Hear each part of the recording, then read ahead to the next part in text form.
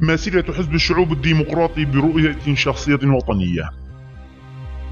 مسيرة حزب الشعوب الديمقراطي والهجوم على حزب العمال الكردستاني ومقولة أدورنو: حياة خاطئة لا يمكن أن تعاش على نحو صائب. في الفصل 18 من كتابه الشهير الأخلاقيات الدنيا لثيودور أدورنو يقول جملة في غاية السحر والخيال: الحياة حقيقة، والذين يضعونها على منصة المساءلة سيقولون يوما لأنفسهم: حياة خاطئة لا يمكن أن تعاش على نحو صائب. فعندما نبحث عن إجابات لمن يقول بأنهم ليسوا على أدنى استعداد لحماية حزب الشعوب الديمقراطي وحزب العمال الكردستاني، نستطيع فقط أن نردد هذه المقولة عوضا عنهم: حياة خاطئة لا يمكن أن تعاش على نحو صائب. فبتوجه خاطئ وفي مسار منحرف عن الحقيقة لا يستطيع الإنسان الوصول للحقيقة، فلا استقامة للحياة وفق فلسفة خاطئة. في الألفية الثانية وفي منطقة الشرق الأوسط خصوصا كانت القضية الكردية جزءا من القضايا العالقة والأوضاع المتأزمة بشكل سيء، والقضية الكردية ومسألة نيل الكرد لحقوقهم القومية لا تحل عن طريق الشعوب الديمقراطي والعمال الكردستاني البككة. ومع أن الإنسان يتهم بالخيانة والتجسس من وراء هكذا أقوال، غير أن الضرورة تقتضي قول هذه الحقائق، فلسنا نؤيد سياسة البككة تجاه الدولة ولا سياسة الاحتلال، كما لسنا مضطرين بتقبل سياسة الدولة المبنية على إنكار الكرد. فأنا ككردي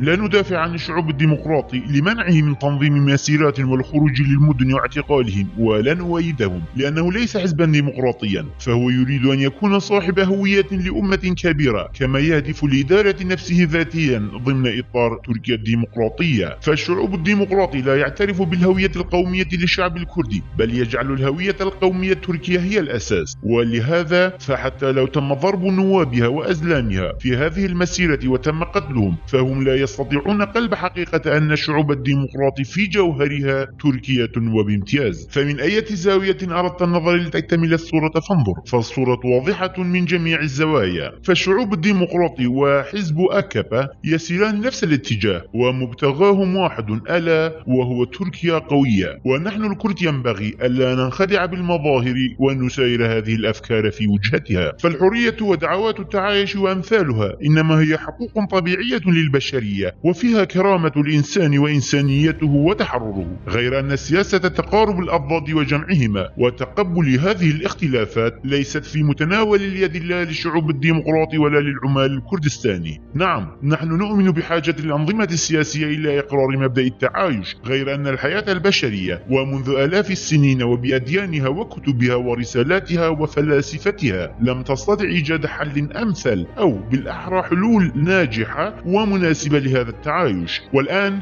يستغل الكرد بهذه المصطلحات من أجل الفداء بهم للأتراك، وهذه خيانة عظمى تجاه الهدف من مبدأ التعايش قبل كل شيء. فلو لم يبنى مبدأ شراكة الأضداد والمتغيرات، فكل خطوة تخطى في هذا المجال فإنما هي مجرد خطوة لاستمرارية الفوضى واللا استقرار. فعند الشدائد يتحدث حزب الشعوب الديمقراطي عن الوحدة وحل القضية الكردية، وهنا علينا مواجهته وعدم قبول هذه المواقف منه، لأنه يستهدف من وراء هذه المواقف إدامة سياسة التتريج وليس من أجل كردستان. حسب ما اطلعنا عليها من معلومات أنه في ليلات منتصف حزيران الجاري أن المقاتلات الحربية لدولة تركيا قصفت 81 قاعدة ومقرا للعمال الكردستاني في جنوب كردستان. وأنا لا أقبل بمقتل أي كردي بيد الأعداء ولو كان سيئا، فحياة الكردي يجب أن تكون مباركة وكريمة كما هي الحال بالنسبة لحياة كل إنسان. فأنا وانطلاقا من مبادئ وأخلاق السياسية والكردية والإنسانية لا أقبل وتحت أي مسمى كان أن تقوم المقاتلات الحربية للأعداء المحتلين بضرب مناطق برادوس أو قنديل أو شنغال أو شبر من أراضي كردستان. في الوقت نفسه فعدائي للهجمات التركية المحتلة لا يجعلني مؤيدا ومعجبا للبككة، لأن البككة ما زالت مستمرة في علاقاتها مع الدولة العميقة في تركيا وفق معاهدات واتفاقيات أجلا مع هذه الدولة السرية.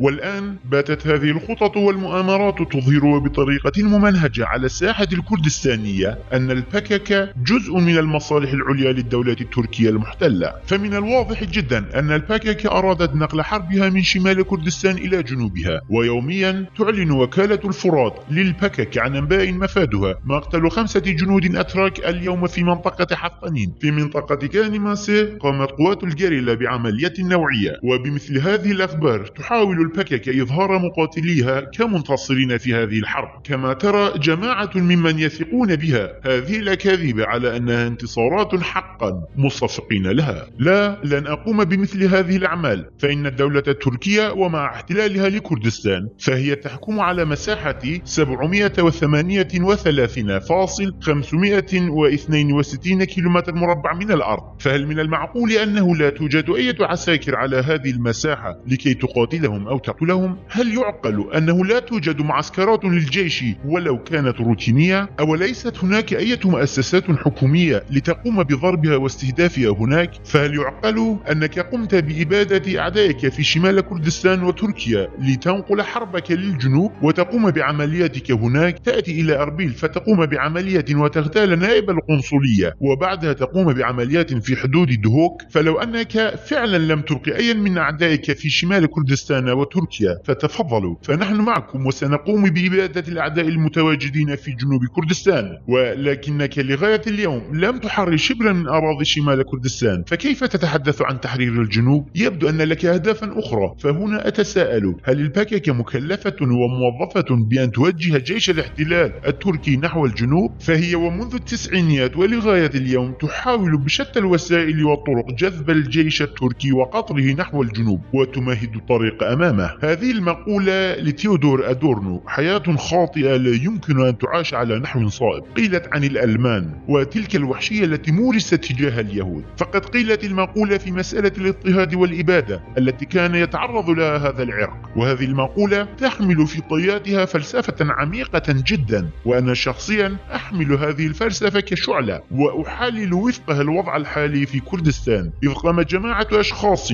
باتباع مسيرة حزبية أصبح قائد هذا الحزب يخالط بين الصواب والخطأ والحقيقة والخيال. فخلال 20 سنة الماضية تتم ممارسة حملة سياسية على الشعب الكردي وتراثه، يحاول فيها القائمون بالحملة تغيير الحمض النووي للقومية الكردية والشعب الكردي. وتكفلت البكك بنجاح الحملة، ولتغيير الحمض النووي الكردي طورت حقنة باسم الديمقراطية العصرية، الاتحاد الكونفدرالي الديمقراطي، الحرية الجنسية وما إلى ذلك، وهي تستهدف بها ضرب جسد القومية الكردية. والذي يبدو أن هذه الحقنة ستتسبب بشلل الكردي، لذا أبدى الجسد الكردي ردة فعل ضدها ورفض الحقنة. والهدف من هذه الحقنة التي تحاول البكك غرزها في الجسد الكردي هو إذابة الكرد في بوتقة القومية التركية، وإنهاء عرق كان يطلق عليه القومية الكردية، بتقليد العدو المحتل والسير على دربه ونسيان هويتنا القومية والخروج عن قالب كرديتنا. فهذه كانت فلسفة آبو ونموذجه ومثاليته.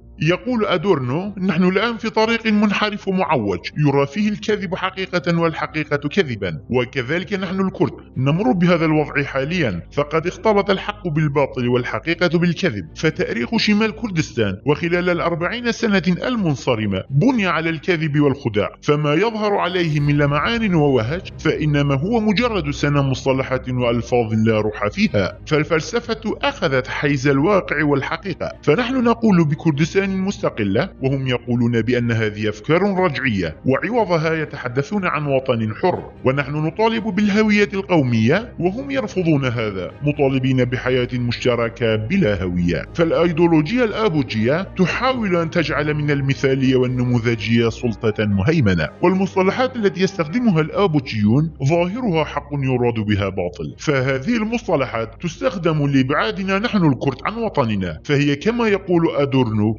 للكذب أرجل طويلة جدا، ولهذا يظهر أنهم في المقدمة، غير أن هذا مجرد خداع وتضليل ووهم. غير أن الجيل الجديد في كردستان والذي لم يتجرع أفيون النموذجية الآبوجية سيبقى حيا ولن يقبل بأي نوع من الاستعمار والاحتلال، فسينفض عن جسده أتربة الموتى وسيحدد مستقبل القومية الكردية على أساس الاستقلال والحرية. فقوته تفرق بين الحقيقة والكذب والصواب والخطأ. فلو رجعنا لسابق حديثنا، نحن لن نبكي على تعرض الشعوب الديمقراطي للضرب والألم، كلا، فنحن نرى أنها لا تنوي التحرر من التدريج. فنحن نرى دماء الشباب تراق في صفوف البككة تحت وطأة ضربات المقاتلات الحربية من غير أن تستطيع البككة حمايتهم أو تحاول حتى، لأننا متيقنون أن الحياة الخاطئة لا يمكن أن تعاش على نحو صائب، لا يمكن أن تسير نحو الهدف والصواب في صف تنظيم معوج ومنحرف مع زعيم مخطئ لا يمكن أن تبلغ الهدف. فلا تستطيع إلقاء النشيد الوطني الكردستاني بآلات موسيقية خاطئة. فنحن نؤيد أي درب خارج أطر الاحتلال وشركته البككة ونوافق عليها باختصار.